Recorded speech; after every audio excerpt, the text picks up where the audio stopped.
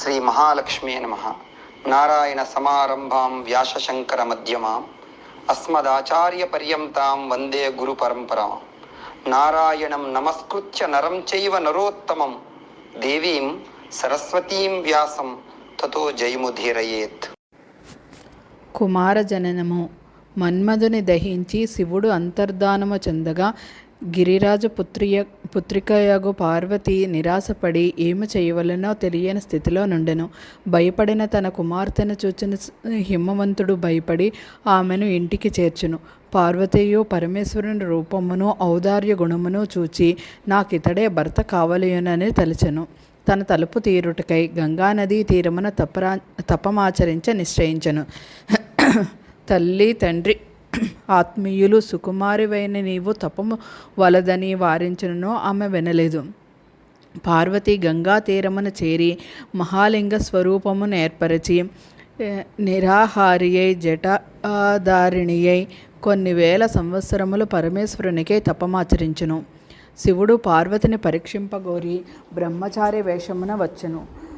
ఆమె శివుని భర్తగా పొందుటకై తపము చేయుచున్నట్లు తెలుసుకొని శివుని పరిహసించెను, నిందించెను.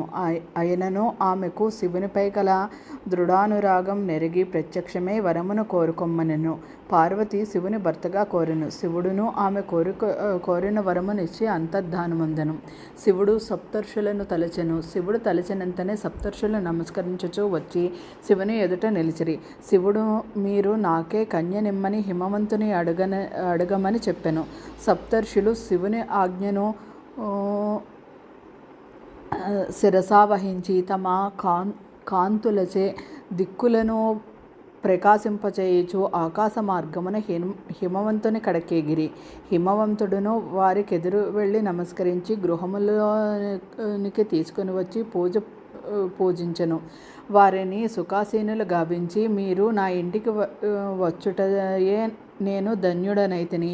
మీ వంటి తపోధనులు నా ఇంటికి వచ్చుట నా తపఫలము. పుణ్య ప్రయోజనం కల మహాత్ములగు మీకు నా వలన కాదగిన కార్యము ఆజ్ఞాపించుడని ప్రార్థించును. అప్పుడు సప్తర్షులు నీవు మాటలాడిన మాటలు యుక్తములై ఉన్నవి. మా రాకకు గల కారణం వినుము.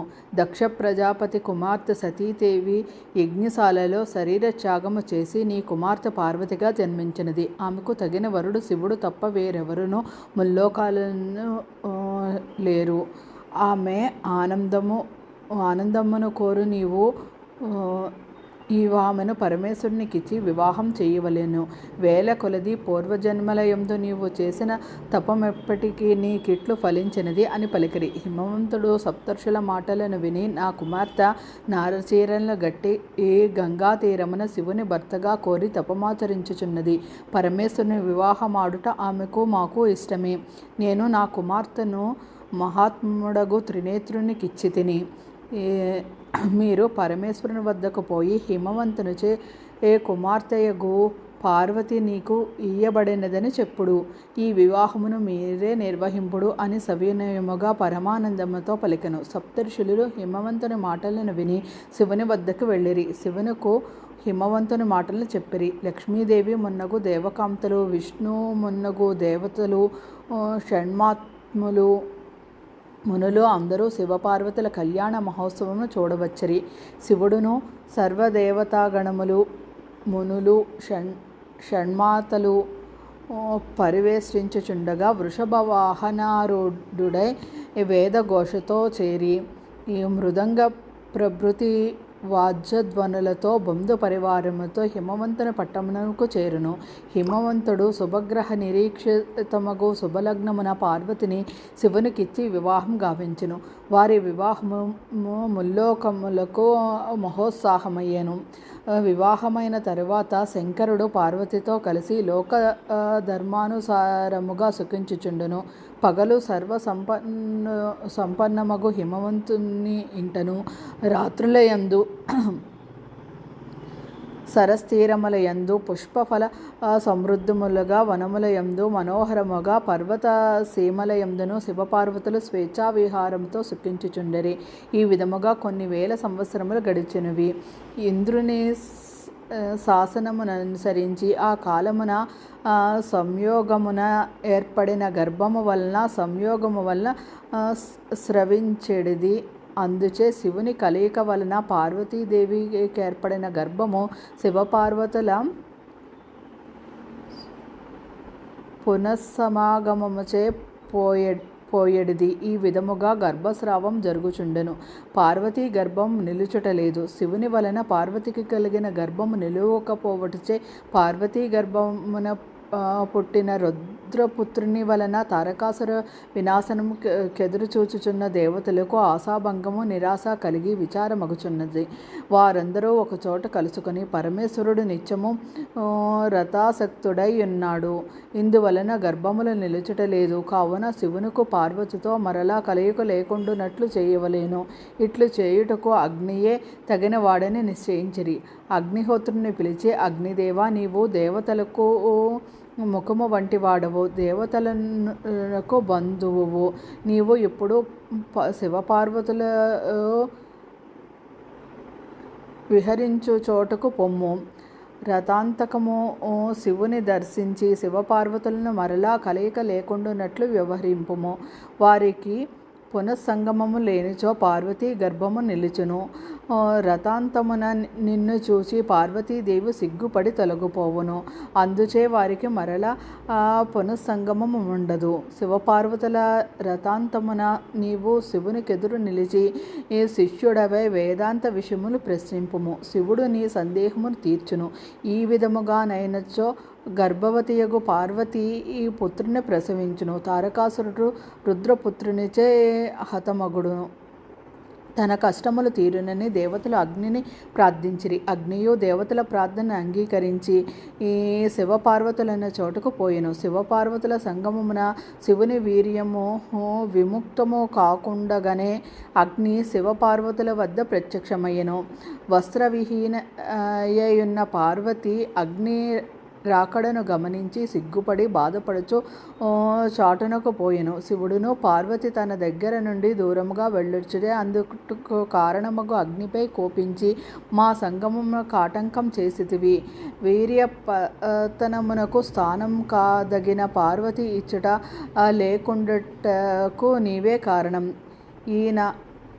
నా ఈ వీర్యమును నీవే భరింపుమని పతనోన్ముఖమైన తన వీర్యమును అగ్ని అందించెను. అగ్నియును దుర్భరమగు శివవీర్యమును భరింపలేక బాధపడుచు ఎట్లో దేవతల వద్దకు పోయి జరిగిన దానిని వారికి చెప్పెను. దేవతలను అగ్ని మాటలకు విని శివవీర్యము లభించిందని సంతోషము, ఆ వీర్యము నుండి సంతానం ఎట్లు కలుగునని విచారము పొందిరి. అగ్నిలోనున్న శివవీర్యము పిండరూపమును పెరుగుచుండెను. పురుషుడగు అగ్ని దానిని ప్రసవించుట ఎట్లు విచారపడిన అగ్ని దేవతలను చేరి రక్షింపగోరిరి. దేవతలు విచారించి అగ్నితో కలిసి గంగానది వద్దకు పోయిరి. ఆమెను బహు విధములుగా స్తుతించిరి. నీవు మాకందరికిని తల్లివి, అన్ని జగములకు అధిపతివి. దేవతల ప్రార్థన అంగీకరించును. దేవతలు అగ్నికి గర్భమును విడిపించుకొని మంత్రముపదేశించిరి. అగ్నియు దేవతలు చెప్పిన మంత్రబలమును తనలోనున్న రుద్రవీర్యమును గంగానదిలో నుంచెను. గంగానదియు కొన్ని మాసముల తరువాత ఆ రుద్రవీర్యమును భరింపలేకపోయెను. దుర్మర్మగు ఆ శివవీర్యమును తన తీరమునున్న రెల్ల పొదల్లో విడిచెను. రెల్లు దుబ్బలో పడిన శివవీర్యము 6 విధములుగా అయ్యెను. బ్రహ్మ పంపగా వచ్చిన షట్కృత్తికా దేవతలు 6 విధములుగానున్న ఆ రుద్ర తేజస్సు ఒకటిగా చేసిరి. అప్పుడు శివతేజస్సు 6 ముఖములు కల పురుషాకారమై యుండెను. 6 ముఖములు కల ఆ రూపమొకటచే ఎవరి రక్షణ లేకున్నను పెరుగుచుండును. ఒకప్పుడు పార్వతీ పరమేశ్వరులు వృషభము నెక్కి శ్రీశైలమునకు పోవుచు ఆ ప్రాంతమును చేరిరి. అప్పుడు పార్వతీ స్తనముల నుండి క్షీరధారలు ప్రసవించినవి. పార్వతియు తన స్తనముల నుండి నిష్కారణముగా క్షీరస్రావము జరిగినందున ఆశ్చర్యపడి విశ్వాత్మక, నా స్తనముల నుండి ఈ క్షీరధార ఎట్లు నిష్కారణముగా స్రవించుటకు కారణమేమని అడిగాను. అప్పుడు శివుడు, పార్వతి వినుము. పూర్వము మనము సంగమములో నుండగా అగ్ని వచ్చెను. అప్పుడు నీవతనిని చూచి చాటునకు పోతివి.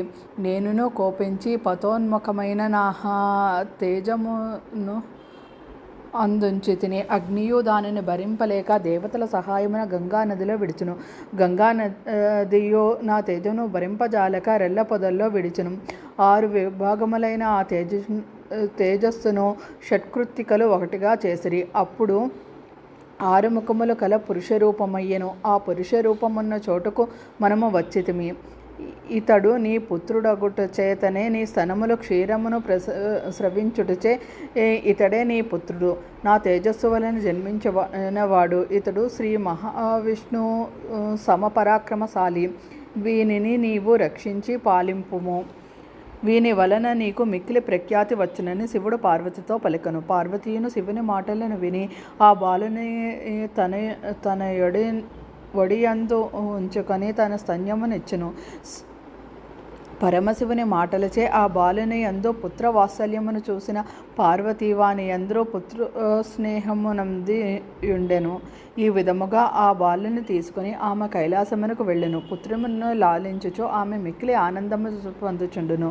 రాజా, పరమాత్మతమగు కుమార జననము నీకు వివరించి తిని దీనిని చదివినా వినినను పుత్ర పౌత్రాభివృద్ధి నందురు సందేహము లేదు. మన్మధుడు తపస్వియగు శివునిపై బాణప్రయోగము చేసి వాని తపోదీక్షకు భంగం కలిగించి శివుని కోపముకు దుఃఖమునందినను. మరుసటి జన్మయందు వైశాఖ వ్రతమును చేసి పూర్వము కంటే గొప్పవాడయ్యను. కావున వైశాఖ మాస వ్రతము అన్ని పాపములను పోగొట్టును మరియు వైదవ్యమును కలిగింపదు. స్త్రీలకు భర్త లేకపోవుటను పురుషులకు భార్య లేకపోవుటను వైదవ్యమని చెప్పవచ్చును.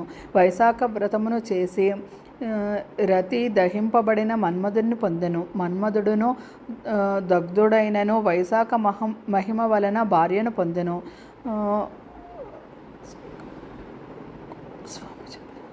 విశాఖ అను పదము కుమారస్వామి చెప్పెను. వైశాఖ వ్రతమును విశాఖ జనన శ్రవణము పుణ్యప్రదము. శివుని కోపాగ్నికి గురి అయిన మన్మధుడు అనంగుడనైనను ఏ వైశాఖ వ్రత మహిమ వలన సర్వోన్నతుడు సర్వోత్తమముడు భార్యాద్వితీయుడు అయ్యనో ఆ వైశాఖ వ్రతమును ఆచరింపని వారికి, వైశాఖ స్నానము చేయని వారికి, దానము చేయని వారికి, వారెన్ని ధర్మములను ఆచరించినా వారెన్నెన్నో కష్ట పరంపరలందరూ. ఏ ధర్మము ఆచరింపని వారైనను వైశాఖ వ్రతం ఆచరించుంచో వారికి అన్ని ధర్మములను ఆచరించినంత పుణ్య ఫలితము కలుగును. వైశాఖ పురాణం 12వ అధ్యాయం సంపూర్ణం.